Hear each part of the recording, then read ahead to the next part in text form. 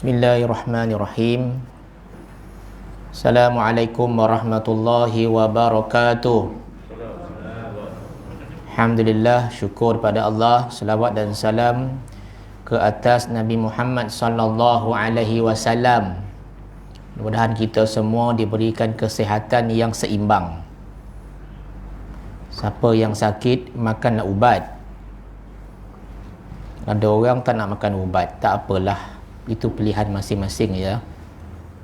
Yang sihat syukur pada Allah Ta'ala. Yang mohon panjang umur bukan bermakna kita tak nak mati, tak. Ya Allah panjang umur, ya Allah tak nak mati bila-bila, tak, bukan. Panjang umur tu sebab kita tak confident, amalan kita tak banyak, ibadat pun sikit. Jadi panjang umur kita tu kita nak tambah ibadat. Mungkin tak cukup lagi, mungkin baru sebahagian saja dalam hidup kita, amal soleh tak banyak, maka kita mohon panjang umur tu. Itulah sebabnya datang sembahyang jemaah, duduk dengar ceramah, iktikaf, itu tambah amalan lah tu. Alhamdulillah. Baik, waktu yang singkat ini kita akan baca sambung hadis ke-14, seimbang dalam tindakan, tajuk dia. Okey, seimbang dalam tindakan.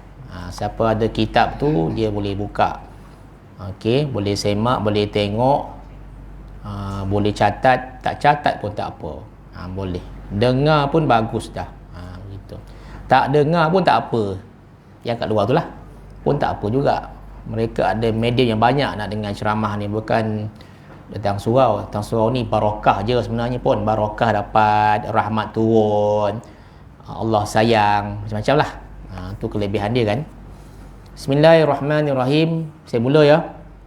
Boleh? Boleh. Okey. An Abi Muhammadin Abdullah bin Amrin bin Asin radhiyallahu anhuma qala Rasulullah sallallahu alaihi wasallam, alam ukhbar annaka tasumun nahar wa taqumul lail. Soalan tu tanya tu. Qultu bala ya Rasulullah. Qala fala taf'al, sum wa aftir wa nam wa qum fa inna li jasadika 'alaika haqqan wa inna li 'ainaika 'alaika haqqan. Gitu. Wa inna li zaujika 'alaika haqqan wa inna li zawrika 'alaika haqqan wa fi riwayatin wa inna li waladika 'alaika haqqan, muttafaqun alaih. Hadis riwayat Imam Bukhari dan Imam Muslim. Kalau tuan-tuan jumpa muttafaqun alaih, tu cerita dia. Daripada Abu Muhammad Abdullah bin Amr bin Al-As bin Amr bin Al-As radhiyallahu anhuma, bahawasanya Rasulullah sallallahu alaihi wasallam berkata kepadanya, bukankah aku telah diberitahu bahawa engkau puasa setiap hari dan sembahyang malam? Aku menjawab, ya benar wahai Rasulullah. Lalu baginda pun bersabda, jangan engkau berbuat demikian, jangan buat macam tu. Hendaklah engkau puasa dan hendaklah engkau berbuka. Maksudnya jangan puasa terus menerus. Dan hendaklah engkau tidur dan hendaklah engkau bangkit sembahyang, kata Nabi. Kerana sesungguhnya bagi badanmu itu ada hak yang mesti engkau tunaikan, badan. Dan sesungguhnya bagi kedua-dua matamu ada hak yang mesti engkau tunaikan, kata Nabi. Dan sesungguhnya bagi isterimu ada hak yang mesti engkau tunaikan. Dan sesungguhnya bagi tetamu yang datang menemuimu ada hak yang mesti engkau tunaikan, kata Nabi. Dan dalam riwayat lain ada disebutkan, sesungguhnya bagi anakmu ada hak yang mesti engkau tunaikan. Dah faham kan? Apa lagi? Kan? Maknanya Nabi suruh kita dekat atas muka bumi ni, Jangan buat satu kerja saja, banyak benda nak buat, seimbangkan. Baik, keterangan hadis ini menerangkan kepada kita berbagai-bagai kewajipan atau tanggungjawab yang mesti kita tunaikan. Banyak kewajipan. Kalau dia seorang ayah, lagi banyak kewajipan dia. Sampai dia darah tinggi, kena kat dia dulu, bukan isteri. Isteri tu jarang darah tinggi. Suami dulu kena. Fikir stres. Kan? Migrain, suami dulu kena berbanding isteri. Isteri kemudian kena. Fikir kan? Suami dia banyak dia fikir. Ayah kan? Banyak fikir. Kewajipan dia banyak. Cuma kalau dia senaraikan, terlampau banyak ayah ni. Cuma dia tak catat je. Ini. Semua dia buat. Isteri tahu, selesa je. Macam tu kan. Walaupun isteri bantu juga. Baik. Okey, tahniahlah kepada ayah, suami yang dalam surau ni, yang telah menjalankan kewajipan dengan sebaik mungkin untuk isteri dan anak-anak dia. Alhamdulillah. Ucap terima kasih lah kan kepada suami ni dulu. Isteri ucap juga. Banyak juga tanggungjawab dia. Ada kewajipan yang mesti kita lakukan terhadap Allah Ta'ala seperti sembahyang dan puasa. Allah Ta'ala suruh Nabi kita sembahyang 50 waktu. Tuan-tuan tahu tak peristiwa ni peristiwa besar sebenarnya. Yang kekanda Nabi Musa AS bila dia berkata kepada Rasulullah, "Ya Muhammad, Allah Ta'ala suruh sembahyang umatmu berapa? 50. Banyak sangat tu." Tuan-tuan, jika 50, kita kena sembahyang lebih kurang setiap 20 minit. Maknanya surau ni kena azan setiap 20 minit. Allahu Akbar, sembahyang. Lepas tu 20 minit, Allahu Akbar, sembahyang. 24 jam. Sebab apa? 50 waktu dibagikan dengan 24 jam, lebih kurang 20 minit. Kalau tak dibagi 24 jam, lagi dahsyat sembahyang. Setiap 10 minit sembahyang, 10 minit sembahyang. Bayang. Sampai turun yang ke-9 ke bawah. Jumpa lagi kekanda Nabi Musa AS. "Wahai kekandaku, Allah Ta'ala suruh sembahyang 5 umatku." Macam mana? Pun tak boleh. Apa yang disebut oleh Nabi Musa AS memang betul, tepat apa yang berlaku sekarang. Kan? 5 je. 5 pun tak boleh. Kau naik balik ya Muhammad. Turun lagi, jangan 5 ni tak boleh umatmu tak kuat, 5 ni tak kuat. Oh, dah segan wahai kekandaku, wahai Nabi Musa. Tuan-tuan, betul lah. 5 pun tak boleh, tuan-tuan sekalian. Ingat. Jadi, tuan-tuan sekalian, 5 waktu tu merangkumi 50 waktu. Allah Ta'ala suruh kita ingat dia setiap masa. Sebab nak comparekan dengan 50 waktu tu. Maknanya, lepas sembahyang subuh, antara subuh dengan zuhur tu, sepatutnya kita ingat Allah. Itu sebab Allah Ta'ala suruh solat sembah dia 50 waktu. Maka digantilah dengan sembahyang duha, digantikan dengan sembahyang isyraq. Lepas tu kita zikir yang Nabi ajar, zikir.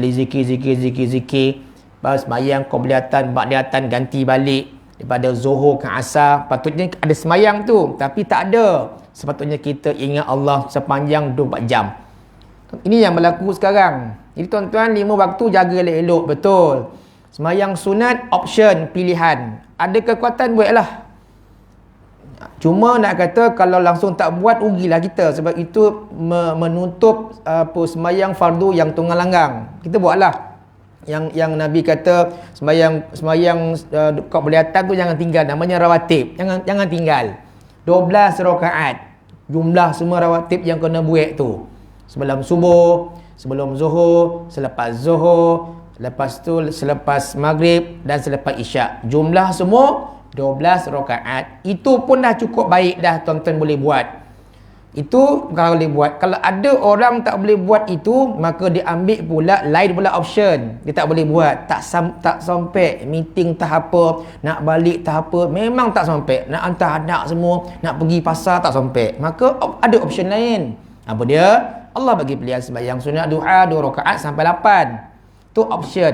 Cukuplah. Tak boleh juga. Duha pun tak boleh. Sebab kita terlampau sibuk sekarang. Ingat. Maka diberi pilihan sembahyang sunat witir sebelum tidur. 1 rakaat. Tak boleh juga. Mengantuk. Tidur dulu. Tidur dulu, bangun 2 rakaat sembahyang tahajud, jam. Akhir tak buat semua. Kan? Tu tak? Tak boleh. Tuan-tuan, saya pesan pada tuan-tuan bagi saya ya. Lepas ni tuan-tuan akan menghadapi fitnah demi fitnah demi fitnah sampai bila-bila. Tuan-tuan berhati-hatilah. Inilah tompek tuan-tuan nak duduk sini. Fitnah demi fitnah demi fitnah. Kan? Kejap Mekah, kejap boleh pergi, kejap tak boleh pergi. Tuan-tuan, itu semua halangan tuan-tuan sekalian. Kena fikir benda tu juga. Kenapa tak boleh, kejap boleh, kejap tak boleh. Kan, Arab Saudi tak bagi negara dia masuk, ni tak boleh masuk, ni tak boleh masuk. Tuan-tuan mesti ingat tu. Ni akhir zaman. Semayang ya. Dan puasa. Puasa tuan-tuan sekalian, tu disebut ada orang suka puasa, tapi berpada-padalah. Sian isteri itu. Bang, jom minum bang. Bang puasa lah. Dia puasa tuan-tuan sekalian. Isteri ajak minum petang-petang tak dapat. Dia puasa. Puasa sepanjang tahun. Kesian isteri tu nak ajak minum petang-petang dekat kopitiam Eco Hill tak dapat. Kan? Jadi berpada-padalah. Jadi ambillah puasa sunat Isnin Khamis. Ada ulama pesan, kalau tak nak ambil puasa Isnin Khamis, ambil Isnin atau Khamis. Artinya seminggu sekali. Lebih baik Isnin Khamis, itu lebih baik. Tapi tak mampu, Isnin saja atau Khamis, bermakna sebulan 4 kali puasa sunat. Jadilah sunat, jadilah option, pilihan. Tak boleh buat puasa sunat Isnin Khamis, kita ada kekuatan buat 3 hari puasa hari-hari putih. Maknanya 13, 14, 15 setiap bulan. Cukuplah. Ada juga yang suka puasa hari putih, dia minat. Tapi Isnin Khamis dia tak buat. Ada. Sebab apa? Dia nak rebut pintu-pintu Rayyan. Tu je. Pintu Rayyan ni pintu yang Allah Ta'ala bagi kepada orang yang suka puasa sunat. Macam tuan-tuan ni. Kan? Tak ada pintu yang makan banyak, tak ada. Masuklah pintu sebab apa? Makan banyak, tak ada. Orang yang banyak puasa sunat, bukan puasa wajib. Wajib semua kena. Okey? Maka tuan-tuan sekalian tak boleh. Kan? Tak boleh juga puasa hari putih. Tu yang saya pesan dulu, puasa hari Arafah. Nak sampai puasa hari Arafah ni. Bila 9 Zulhijjah. Okey, Ashura dah lepas. Settle. Tuan-tuan pilihlah. Nabi kata berpada-padalah. Kan ada orang nak ibadat sampai meninggalkan banyak perkara. Kan orang jemput makan tak dapat, orang ajak kenduri tak boleh. Puasa je, boleh pergi, tapi orang ajak tu untuk makan, bukan untuk tak makan. Pergi rumah orang dijemput untuk makan. Orang atau rumah kita, tuan-tuan sekalian, kita puasa, tetamu tak selesa. Dah tahu dah member nak datang hari Isnin, jangan puasa. Jangan puasa, kecuali dia datang malam, tu lain. Maknanya kita boleh puasa. Ni datang pagi kita puasa. Oh makanlah, saya puasalah. Makanlah. Saya puasa. Terasa dia. Baik, habis. Dan ada pula kewajipan yang mesti kita tunaikan terhadap sesama manusia. Seperti bergaul baik dengan isteri. Ada 5 perkara. Tuan-tuan, hak isteri yang wajib ada 5. Kalau tuan-tuan nak tahu kan, suami kena tahu. Banyak para alim ulama bagi tahu, tapi tak banyak suami ambil pot benda ni. Termasuk saya kadang-kadang terlupa. Yang pertama, suami wajib duit dia tu bagi makan minum isteri, duit dapur, bil semua ni tanggungan suami. Kalau suami ada duit. Tak ada duit, pandai-pandai lah. Nombor 2, duit belanja. Kalau pusat zakat kata suami kena bagi kepada isteri setahun RM3,000. Pusat zakat kata. Dia punya perkiraan. Bermaknanya lebih kurang sebulan lebih kurang 100 lebih ke 200,500. Sepatutnya isteri dapat duit belanja suami. Ni pusat zakat buat kiraan. Nafkah duit hak isteri yang suami patut bagi. Tapi tak boleh bagi, ustaz gaji saya RM1,500 je. Tak boleh bagi, tak boleh macam mana? Tak boleh. Bagilah RM10. RM10 ustaz tak boleh lah. Dah itu yang kita buat, yang itu yang kita ada. 3, sediakan rumah untuk isteri kita. Rumah sewa kita bayar. Bukan isteri. Nombor 4, ubat-ubatan. Nombor 5, pakaian. Pakaian baru 2 kali setahun. Sepatut gitu. Apa dia? Pakaian dalam kena tukar setahun 2 kali. Sebab dah makin hari makin kembang. Tukar.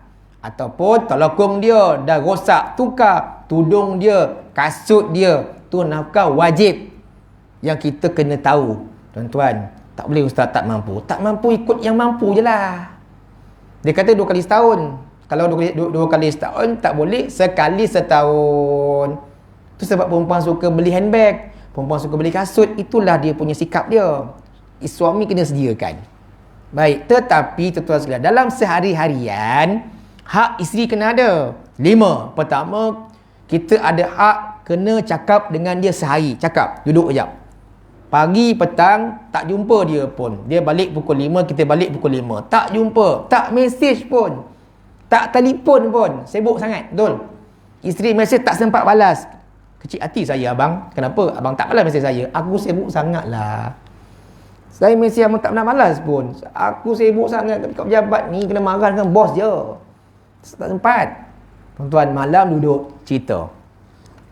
Ceritalah, cakap. Itu hak dia. Nabi pun sama. Nabi bercakap isteri. Cakap, macam mana dekat pejabat tadi bang? Leha? Oh, okeylah bang, mulalah. Tadi makan RM4 je bang. Makan ikan, makan ayam, air kosong. Alah, kesiannya kan. Tak minum air teh ke? Tak ada duit. Ada duit, contoh. Kita cakap dengan dia. Jangan diam je, senyap je kan. Cakap sikit. Perempuan dia suka lelaki dengar dia punya leteran, bukan leteran. Dia suka kita dengar. Abang ni kan saya cakap sikit pun tak nak ambil pot. Dia mesti marah. Dengar je lah, dengar. Tandah hati kan. Yelah, betul. Yelah, dah settle. Sukalah dia.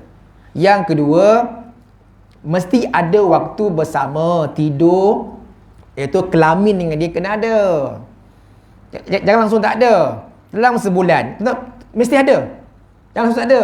Sebab perempuan pun perlu, suami pun perlu. Ni tak payah. Tak payahlah, dah tua.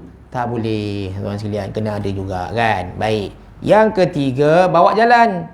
Dalam seminggu bawa jalan. So kurang-kurangnya saya sebut dulu, jalanlah di bawah Tesco. Jadilah kan. Pusing. Dah ke?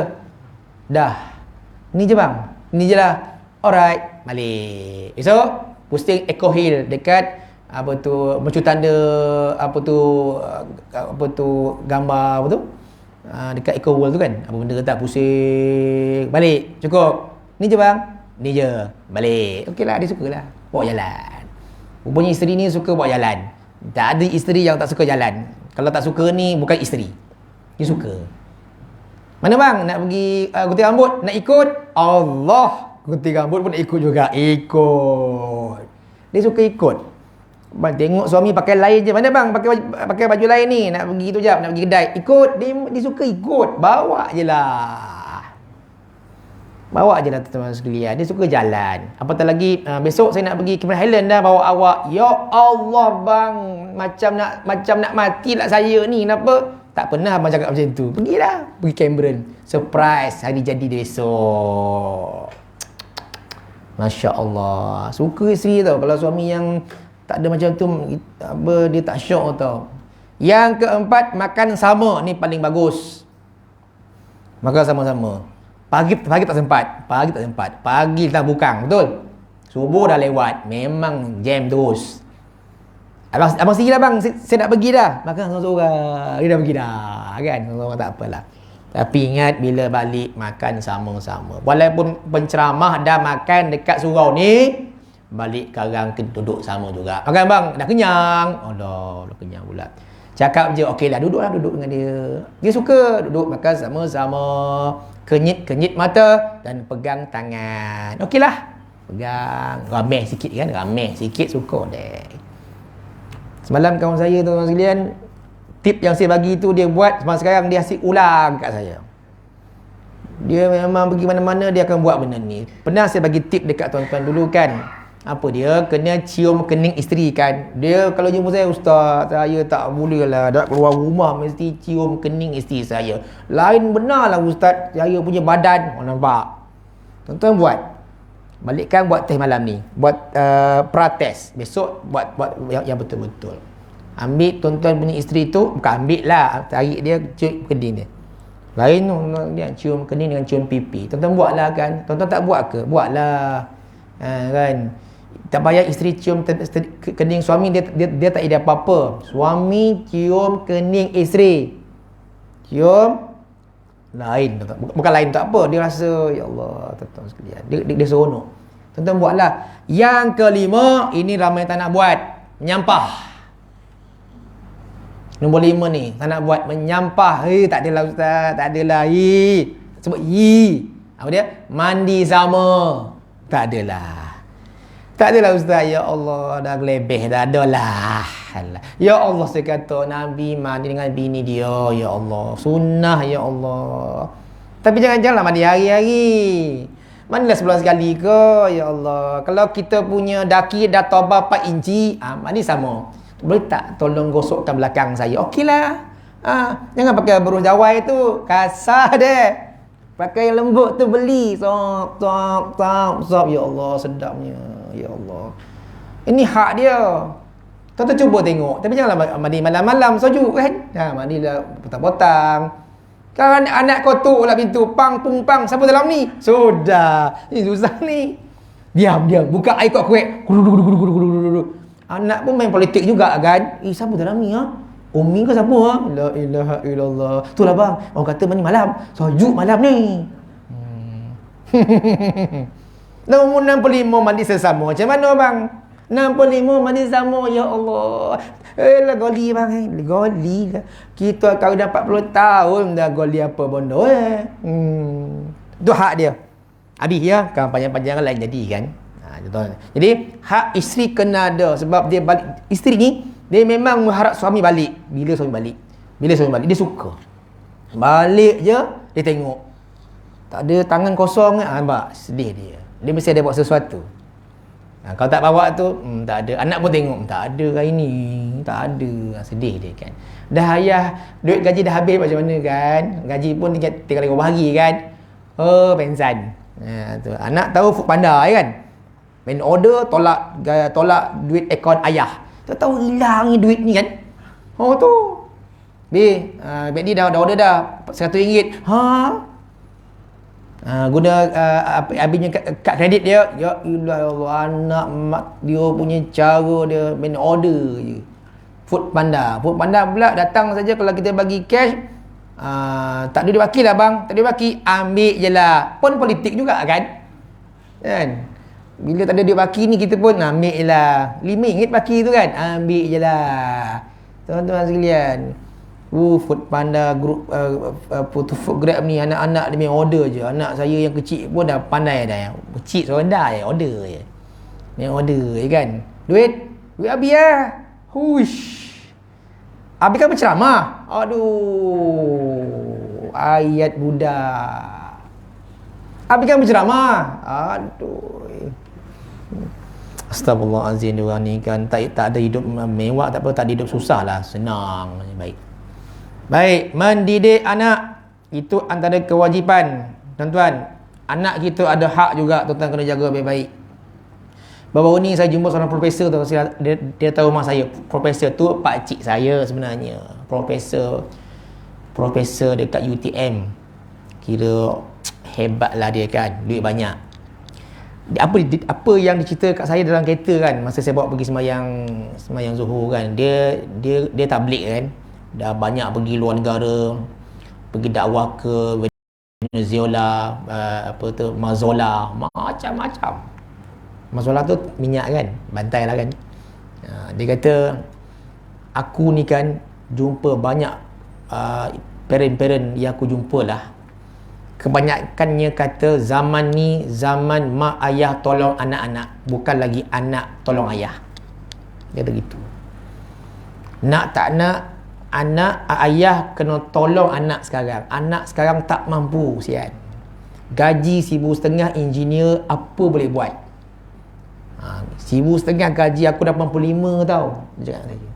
Aku engineer, 1,500 gaji aku 85. Patutnya engineer, patutnya 3,500 zaman ni. Tak patut 1,500 ke 2,000 dia kata. Tu sebab nak beli rumah tak boleh, beli kereta tak dapat, maka ayah yang ada duit kena bantu down payment, dia kata gitu.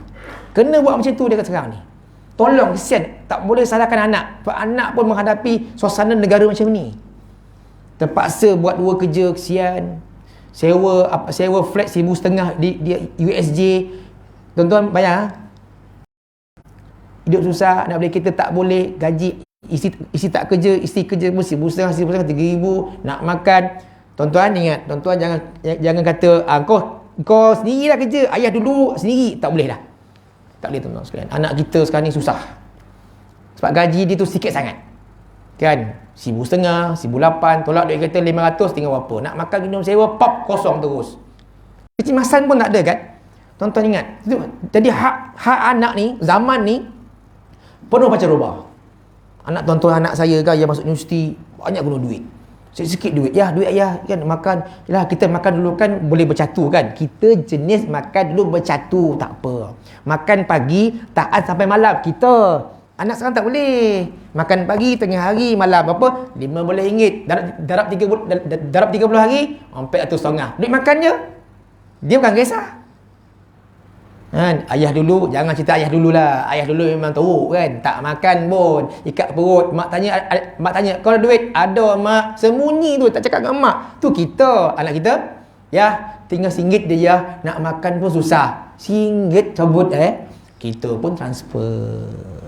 Hak yang pertama, hak dia untuk hidup. Bagi dia hidup dengan selesa kita. Yang kedua, hak beri perlindungan. Lindung dia elok-elok. Tuan-tuan sekalian, tengok dia rumah tak ada, duduk bawah jabatan. Kesian dia. Lantak kau lah, tak boleh. Kita cari rumah untuk dia. Bincang dengan rumah, macam mana anak kita ni. Kesian dia. Tolong. Sekarang ni kan, hak dia. 3, hak untuk dapat nafkah. Ni penting. Dia susah kan. Kadang-kadang bayar kereta sangkut. Ayah tolong. Sikit-sikit lah tolong kan, mana yang ada duit. Kadang-kadang ayah dah pencen dapat pampasan RM400,000. Tuan-tuan, duit tu lah tolong anak-anak kita sekarang. Susah tuan-tuan sekalian. Yang doktor pun tak posting, cikgu pun tak posting. Tuan-tuan bayang lah. Bayangkan tuan-tuan sekalian. Tak boleh bayang tuan-tuan sekalian. Doktor pun kontrak. Bila kontrak tak beli rumah susah kan. Sekarang ni susah. Tuan-tuan jangan kata senang, tak. Susah budak-budak kita ni. Nak beli motor hutang, nak beli kereta payah. Nak sewa rumah mahal pun, nak sewa bilik kocik RM500.5. Kocik je bilik RM500. Duit habis. Tambah nafkah. Yang keempat, hak dapatkan pendidikan. Bagi dia belajar. Kan? Kau belajarlah, ayah tanggung, tak apa. Ataupun pinjam PTPTN, pinjamlah apa-apa, pinjamlah. Nanti bayar. Kono bagi pendidikan kepada kita punya anak-anak kita. Jangan tak bagi dia belajar kan? Bagi je. Kadang ada anak nak belajar, ayah tak bagi. Kau tak belajar, kau kojo lah. Jangan. Nak belajar. Kecuali kita tak duit. Ramai parent yang sekarang belajar ambil mana yang ada allowance sekarang. Sungguh ramai you apa tengok ini ada allowance tak? Ada. Okey, ambil ni lah. Tak payahlah ambil yang tak allowance ni. Ayah tak mampulah. Kan contohnya marah kan, KPM, MJI semua dapat allowance. Semua dapat allowance. Lepas tu apa ILP semua allowance. Semua cari allowance. Masuk LPG pun allowance. Masuk matrik allowance. Semua sekarang nak allowance je. Sebab apa? Mak ayah tak mampu. Yang kelima, hak dapatkan keadilan. Yang keenam, hak dapatkan cinta kasih. Kita berkasih sayang kepada anak-anak kita. Yang ketujuh, hak bermain. Ni kita bagi. Dia nak main apa? Main. Tapi tolong jaga sembahyang. Melayani tetamu. Itu hak ya, tuan-tuan. Maknanya Nabi suruh kita dalam hidup kita ni, bila tetamu nak datang, layan. Jangan kata jangan datanglah. Ada manusia dia tak suka orang datang rumah kita. Jangan datanglah, aku tak terima tetamu lah. Ada juga. Lagi pula. Jangan datanglah, aku sibuk. Tuan-tuan, masya-Allah kan. Terima je lah kan. Sekarang dah boleh terima tetamu kan. Terima je lah kan. Cuma tetamu ni kalau dia duduk rumah kita 3 hari, layan dia 3 hari tuan sekalian. Ni mak mentua saya duduk rumah saya 6 hari paling lama. Dalam sejarah hidup dia duduk rumah saya 6 hari. Mak mentua lah, bukan mak saya, mak mentua. 6 hari tu bila nak balik tak apalah. Tunggulah mak, sabarlah sikit saya kata kan. Itulah ayam mak tu mati agak. Tak mati mak. Orang sebelah tolong. Tu bunga mak tu layu. Tak apa, orang sebelah nak balik. Kenapa dia tinggal rumah saya? Sebab anak bangsa dia tu pergi melancong. Jadi tak ada orang duduk rumah dia. Jadi tinggal rumah saya. Paling lama 6 hari.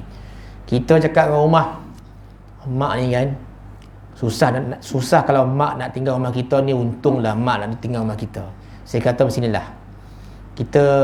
Mak punya makan mesti yang paling bagus, saya katakan isteri saya. Mak dia bukan mak saya, mak dia. Habis tu macam bang, kau pergi pasar raya, beli beras yang dia boleh tolan, nampak?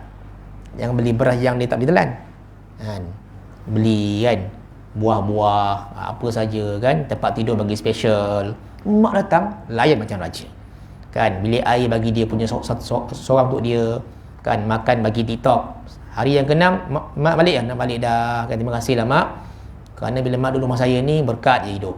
Rasa berkat tu, mak bagi kita berkat, hati tenang. Bila dah balik kan, Allah, kan macam hilang berkat, hilang sesuatu lah. Bila mak, ada orang tak suka mak tambah dia. Leceh kan? Leceh, ganggu privacy kan? Saya suka. Datang 6 hari nak. Paling lama tu, paling lama dalam sejarah hidup mak saya, mak mertua. Aku tidak sehari je, nak balik dah, balik hantar. Ni 6 hari tak sabar mak, sabar. Nanti saya hantar. Dia kata. Mak mertua kan? Alhamdulillah duduk rumah kita. Nasib baik dia nak duduk. Kalau dia tak nak duduk, aku benci rumah kau. Jam. Nasib baik dia kata, okeylah, alhamdulillah, terima kasih banyaklah. Bagi mak makan. Itu wajipan kan. Temulah. Kan? Bila duduk rumah kita pula, semua dia buat. Basuh pinggan, lipat kain, semua dia buat. Allah ma'an. Saya pun dah hari tu relax je. Semua dia buat. Saya kata, yang buat mak. Tak buat apa ni, mak buat lah kan. Lipat kain, sapu sampah, semua dia buat. Bila dia balik, kain baru timbun. Malih dalam rumah. Saya lah. Malih, ada mak semua dia buat kan. Lipat kain. Ya, baca Quran. Kelebihan orang tua ni, pukul 3 dia, saya bangun pukul 3, dia tengok dia tahajud. Saya tidur. Bangun, tengok dia je. Saya tak tahajud. Tengok, oh mak tahajud. Saya baring balik sampai pukul 5.55. Hari-hari dia tahajud. Doa, zikir. Masya Allah. Jadi tuan-tuan sekalian, tetamu datang, layan. Dan lain-lain. Bahkan ada kewajipan yang mesti kita tunaikan terhadap diri kita seperti merehatkan anggota-anggota badan. Seperti mata, otak, tangan dan lain-lainnya. Tuan-tuan, badan kita tuan-tuan sekalian, saya itu jumpa doktor. Doktor tu jumpa doktor booster kan. Jumpa doktor. Dia kata kita ni kena banyak rehat. Tidur. Malam tidur, pukul 10 tidur. Jangan tidur lewat, nanti badan tak best. Lepas tu macam umur macam saya, macam tuan-tuan, dia kata jangan kita main macam orang main yang tak sedar diri ni, dia kata. Apa dia? Main badminton. Bahaya. Umur 50 ke atas badminton ni bahaya. Ramai yang meninggal. Jantung tak kuat dah. Kan? Main futsal bahaya. Panjat bukit bahaya sebenarnya. Jantung tak kuat. Tu yang ramai yang meninggal. Kayuh terlampau power sangat, jantung tak tahan, meninggal. Jadi doktor kena buat apa saya ni sebenarnya kalau saya umur macam ni? Umur 40 ni, badan kita ni, Tuhan jadi pertama, ada masa dia akan habis kita punya dalam badan. Contoh mak mertua saya. Ibu jari dia, tuan-tuan sekalian, jumpa doktor pakar KPJ Seremban. Makcik punya ibu jari kaki ni grease dah habis. Tak boleh refill, tak boleh dah. Tak boleh dah. Macam mana tu? Dah, Tuhan dah tarik nikmat makcik habis. Tu macam mana kalau sakit? Kita akan bagi antibiotik saja tahan sakit. Makcik, badan kita ni akan habis dia punya apa-apalah akan habis. Dia kata. Oh ya ke, habis. Jadi macam saya, dia kata cukup berjalan 30 minit di mana-mana jalan dia, cukup. Tuan-tuan, bagus. Mesti dia kata seminggu 5 kali 30 minit. Mesti, kalau boleh 150 minit jalan saja, cukup dah. Jalan je. Tak payah lari. Badan perlu ada fit untuk kehidupan di masa akan datang. Satu. Yang kedua, tidur ada dua. Satu, tidur sebelum zuhur, tidur. Kemudian tidur lepas zuhur boleh, tapi jangan bangun selepas asar. Mesti bangun sebelum asar. Ingat. Tu ya. Malam ada dua pandangan. Pertama, ni pandangan yang bagus bila saya dapat maklumat-maklumat daripada pakar-pakar ni. Dia kata malam, dia kata elok tidur jangan melebihi pukul 12. Tidur pukul 10, seeloknya 4 jam tu terbaik untuk macam dewasa. 4 jam. Sebenarnya 4 jam dah cukup. 8 jam ni sebenarnya terlebih, tapi mengikut pendekatan barat 8. Kalau Islam 4 cukup. 10, 11, 12, 1, 2 atau 3, 5 jam, waktu tu lah paling baik bangun. Cukup je. Tapi kenapa bangun ngantuk, dah ngantuk 8 jam ngantuk, ada penyakit. Pertama, penyakit gula dalam darah terlebih. Itu saja. Kencing manis. Bila kencing manis, kita tidur macam mana pun, bangun penat lagi. Maknanya kencing manis itu mungkin dah teruk ataupun badan tak stabil. Itu je. Maknanya tuan-tuan jaga badan ya. Makan. Itu sebabnya dulu tuan-tuan makan malam. Makan malam boleh, tak masalah. Tapi ingat, doktor kata bila makan malam jangan terus tidur selama 1 jam. 1 jam jangan tidur dulu. Bagi dia clear dulu. Kalau kita tidur terus, ia menjadi bangkai. Sebab apa? Belum hadam, dah tidur. Dia belum hadam, dia jadi bangkai kat situ. Bangkai artinya benda tu belum jadi apa-apa kan, belum dihadamkan. Bagi dia clear dulu. Clear, settle, baru tidur. Patutlah kita tak sihat doktor. Betul, kita tak sihat. Sebab kita tak ikut peraturan yang Allah tetapkan dalam Quran kan. Oh, saya belajar dari doktor, saya pada doktor kan, malam tidur pukul 10, lepas tu bangun pagi minum air kosong supaya kita badan sihat. Okey. Kemudian tuan-tuan, hak badan nak tidur, tuan-tuan jangan lupa sunnah kibas tempat tidur. Tu, nak tidur kan? Walaupun kita tidur hari-hari tempat kita, tolong kibas. Guna bantal, guna selimut, guna apa saja, kibas dulu. Dekat situ ada syaitan yang sedang bersiap sedia bagi mereka nak tidur. Syaitan dah tidur dulu, kibas. Bagi halau tuan-tuan sekalian. Dan hak badan tuan-tuan sekalian, sepatutnya kita gunakan tangan kita untuk berdoa kepada Allah Ta'ala. Bagi kita cergas tuan-tuan sekalian ya. Saya cakap ni berdasarkan apa yang saya dapat daripada doktor. Doktor kata, doktor, booster ni kena ambil setiap tahun ke? Macam ni lah cik, dia kata macam ni lah kan. Saya dah ambil kali ketiga tuan-tuan sekalian ya. Sampai bengkak-bengkak tangan ni, nak angkat tak boleh semua tu macam ni lah. Tahun ni dia kata vaksin ni dia kata ya, kerajaan mungkinlah dia kata akan menggalakkan saja, bukan wajib. Untuk vaksin ke-4, ke-5, ke-6, ke-7, ke-8 tak dia kata.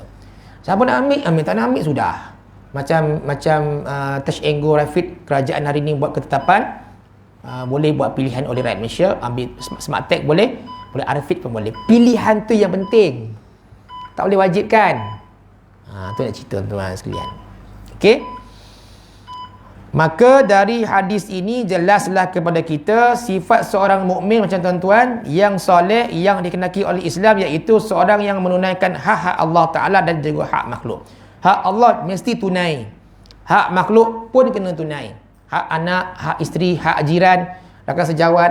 Tuan-tuan, kat tempat kerja jangan diam saja, cakap sikit dengan kawan-kawan, jangan diam je, cakap sikit kan, senyum sikit dah lah, dengan cleaner, dengan jaga jalan.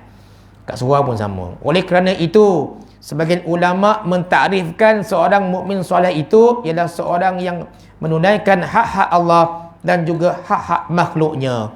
Mukmin yang baik ini, kata ulama, dia tunaikan hak Allah, tunaikan hak makhluk, maka dia menjadi orang yang soleh. Jadi malam ni kita sama-sama dalam mendengar hadis ni, tuan-tuan, saya seimbangkan kehidupan kita ni. Malam rehatlah tuan-tuan sekalian, iaitu Allah Ta'ala jadikan langit ini dan bumi ini malam dan siang silih berganti. Malam rehatlah. Itulah kita datang surau, duduk dengar sekejap, kuliah balik, lepas tu rehat, minum sikit, pukul 10 tidur. Rehat. Cuma malam, bila malam tuan-tuan ada masa munajat lah, baca Quran mulai, lepas tu sembahyang taubat, tidur kalau ada kekuatan. Okey, besok kerjalah sungguh-sungguh, malam rehat. Saya pesan ni tuan-tuan sebab saya tengok malam masih bekerja ni tak kena sangat lah. Maknanya malam kena rehat lah. Lepas isyak tu dilihat, tengok TV ke, tengok cerita Al-Kuliah ke, duduk saja, ambil angin sikit, doa, muhasabah kan. Ya Allah, kalau aku besok hidup lagi, aku nak tambah amalan. Itu muhasabah kan. Dan malam ini, jika tuan-tuan ada kelapangan, tuan-tuan doakanlah kawan-kawan kita yang kena musibah lagi ni.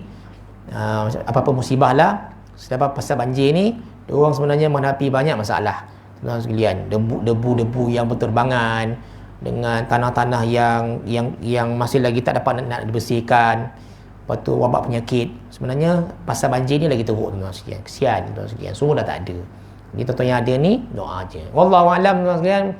Kita akan sambung balik hadis yang ke-5 boleh menunaikan hak sesama muslim. Ini pun sama juga, akhlak yang baik, menunaikan hak sesama muslim, insya-Allah.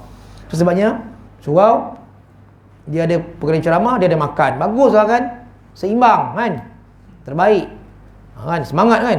Lepas ni kita fikir, lepas ni apa dia nak bagi makan kepada jemaah, kita pun rasa motivasi makanan ni kan. Saya kalau ada surau bagi makan ni, saya motivasi yang tinggi kan. Saya bila tak ada tu, saya balik je lah. Balik kan, tak ada berbaan, tak apalah, tak apa. Cuma makan tu, ya Allah, dia lain makan kat rumah berbanding makan dengan Jemaah kat surau lain tu, lain sangat. Lain sangat. Makan dengan bini dekat luar, makan dengan bini kat dalam tak sama, lain sangat. Makan dengan bini orang lagi lain. Lagi lain. Bergegar arash. Tengok ya, tuan-tuan, pesan ya. Tuan-tuan makan dekat surau ni barakah, dahsyat ni barakah. Rezeki dapat Allah datangkan kebaikan pada tuan-tuan. Tu surau ni berkah je kan? Seronok tu kan? Alhamdulillah. Wallahu a'lam. Subhanakallah bihamdika asyhadu an la ilaha illa anta astaghfiruka wa atubu ilaik. Assalamualaikum warahmatullahi wabarakatuh. Tak perasan ada rakaman. Ya Allah.